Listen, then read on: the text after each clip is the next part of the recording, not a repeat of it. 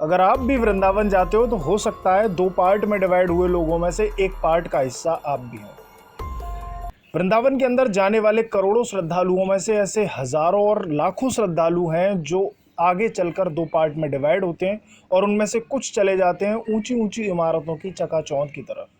वहीं कुछ लोग ऐसे हैं जो पुरानी वृंदावन का जो पुराना रस है उसकी तरफ जाते हैं। तो आप इनमें से कौन से हैं, ये वीडियो देखने के बाद आपको पता चल जाएगा। अगर आप वो नहीं हैं जो चकाचौंध की तरफ जाते हैं तो बहुत अच्छी बात है, लेकिन अगर आप चकाचौंध की तरफ जाते हैं तो उसके साथ साथ आप अब धार्मिक वृंदावन के असली रस वाली जगह पर भी जाएंगे इस वीडियो को देखने के बाद। नमस्कार दोस्तों, मैं हूं शिवी और आज के इस वीडियो में हम बात करने वाले हैं वृंदावन के सप्त देवों की।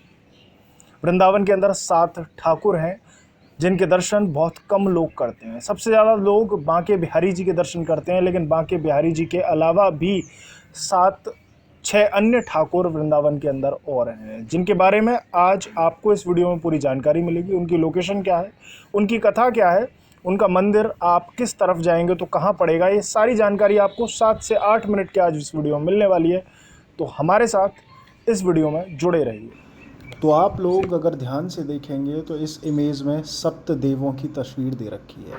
सबसे पहले 3 जो देव हैं जिनमें गोविंद देव, मदन मोहन और गोपीनाथ जी के दर्शन हैं, उनके बारे में मैं अगर आपको बताऊं तो इन तीनों देवों को श्री कृष्ण जी के प्रपौत्र वज्रनाभ ने बनवाया था।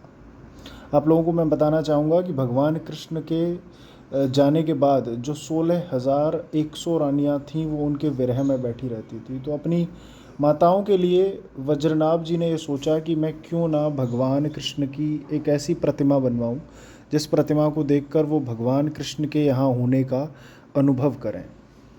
तो वज्रनाभ जी श्री कृष्ण जन्मभूमि पहुँचते हैं, यानी कंस के कारागार में पहुँचते हैं और वहाँ से उस पत्थर को लेते हैं जिस पर देवकी मैया ने भगवान कृष्ण को जन्म दिया था। उस पत्थर से वो मूर्ति बनवाते हैं और मूर्तिकार 3 मूर्तियाँ बनाता है। 3 मूर्तियों में से एक मूर्ति के चरण भगवान कृष्ण से मिलते हैं, एक मूर्ति का उदर भाग यानी चेस्ट का जो पार्ट है वो भगवान कृष्ण से मिलता है और तीसरी जो मूर्ति है उसका मुखारबिंद भगवान कृष्ण से मिलता है। तो सबसे पहले आप देखेंगे, मैं बात करूं मदन मोहन जी की, तो मदन मोहन जी के चरण बिल्कुल वैसे हैं जैसे भगवान कृष्ण के हैं। और मदन मोहन जी का मंदिर आप लोगों ने ज़रूर कहीं ना कहीं वीडियोज़ में देखा होगा। एक बहुत पुराना वृंदावन के परिक्रमा मार्ग में मंदिर पड़ता है, काफ़ी ऊंचाई पर है, जो कि मदन मोहन जी का मंदिर है। वहीं उसके बात करें गोविंद देव जी की, तो गोविंद देव जी का जो मुखारबिंद उदर का जो भाग है वो भगवान कृष्ण से मिलता है। गोविंद देव जी का मंदिर गोमा टीला नामक एक जगह पर बना हुआ है। अगर आप वृंदावन जाएंगे तो वृंदावन में चुंगी चौराहे से थोड़ी दूरी पर गोविंद देव जी का मंदिर है, जैसे कुछ लोग भूतों के मंदिर के नाम से भी जानते हैं। तो गोविंद देव जी का प्रमुख स्थान वृंदावन के अंदर वो है। बात करें गोपीनाथ जी की, तो गोपीनाथ जी भी गोविंद देव से थोड़ा सा दूर स्थित है वृंदावन के अंदर। और गोपीनाथ जी का जो मुखारबिंद है वो बिल्कुल भगवान कृष्ण से मिलता है। तो ये तीनों देव जो वज्रनाभ जी ने उद्गम किया वो वृंदावन के अंदर आज उनके मंदिर ज़रूर हैं, लेकिन वो अलग अलग जगहों पर जा चुके हैं मुग़लों के हमले के दौरान।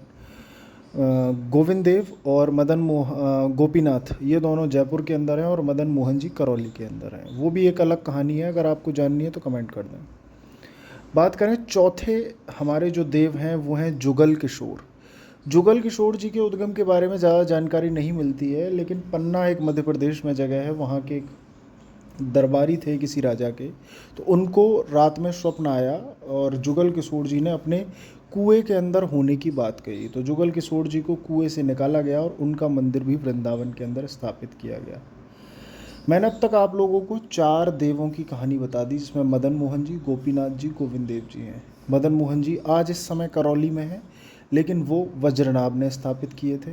गोपीनाथ जी जो आज जयपुर के अंदर हैं, लेकिन वो भी वज्रनाभ जी ने स्थापित किए थे। और गोविंद देव जी जो कि गोमा टीला पर जिनका मंदिर वृंदावन में आज भी है, वो भी जयपुर के अंदर हैं असली प्रतिमा, लेकिन वृंदावन के अंदर उनका आज मंदिर है। तो मैंने आपको 4 देव बता दिए।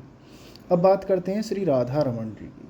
तो मैंने आपको वीडियो के स्टार्टिंग में बताया होगा कि राधा रमन जी बिल्कुल हूबहू वैसा स्वरूप है जैसा भगवान कृष्ण का स्वरूप है। गोपाल भट्ट गोस्वामी नाम के एक भक्त वृंदावन के अंदर रहते थे। उनके पास कुछ सालग्राम शिलाएँ थीं जिनकी वो पूजा करते थे। आज भी वो स्थान है जहाँ राधा रमन का प्राकट्य रातों रात हुआ।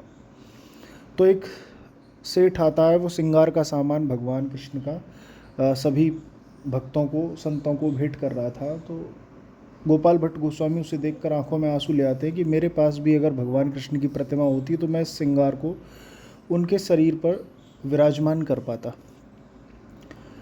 तो गोपाल भट्ट गोस्वामी रोते रोते इसी बात पर सो जाते हैं, लेकिन जब सुबह देखते हैं तो उन्हीं सालग्राम शिलाओं में से प्रकट होकर श्री राधा रमन लालजू निकल आते हैं। और राधा रमन लालजू के जो चरण थे वो मदन मोहन जी से मिल रहे थे, उधर भाग गोपीनाथ जी से मिल रहा था और मुखारबिंद उनका गोविंद देव से मिल रहा था। तो वो एज इट इज़ वैसे ही थे जैसे भगवान कृष्ण का स्वरूप असली में है। अगर आपको भगवान कृष्ण का असली स्वरूप देखना है तो राधा रमन मंदिर जाओ, वहाँ जाकर दर्शन करो। इसके बाद बात करें बांके बिहारी लाल जी की। तो बांके बिहारी लाल जी के बारे में तो आप सब लोग जानते ही हैं। निधिवन नामक वृंदावन के अंदर एक जगह है जहाँ स्वामी हरिदास जी महाराज रहते थे। हरिदास जी के बारे में अगर मैं आपको बताऊं, आप लोगों ने अकबर का एक संगीतकार था तानसेन, उसका नाम सुना होगा। तानसेन के गुरु थे स्वामी हरिदास जी।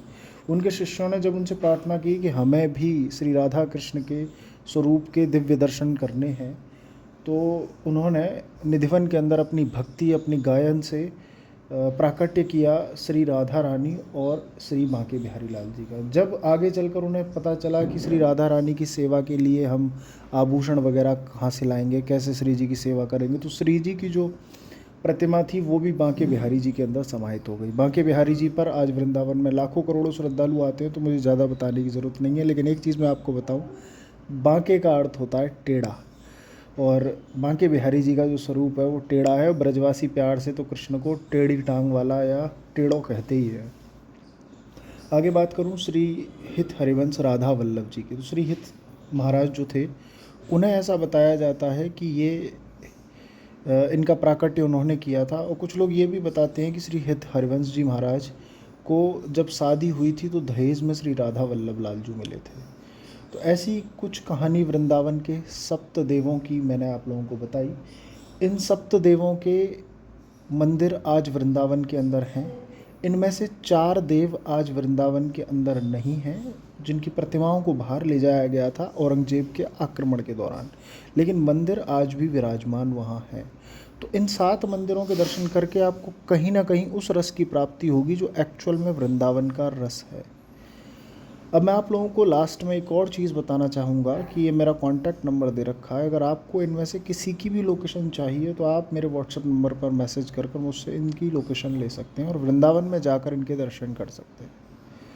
नमस्कार, राधे राधे। और अगली डॉक्यूमेंट्री वीडियो आपको किस टॉपिक पर चाहिए ये बताना भी ना भूलें। राधे राधे।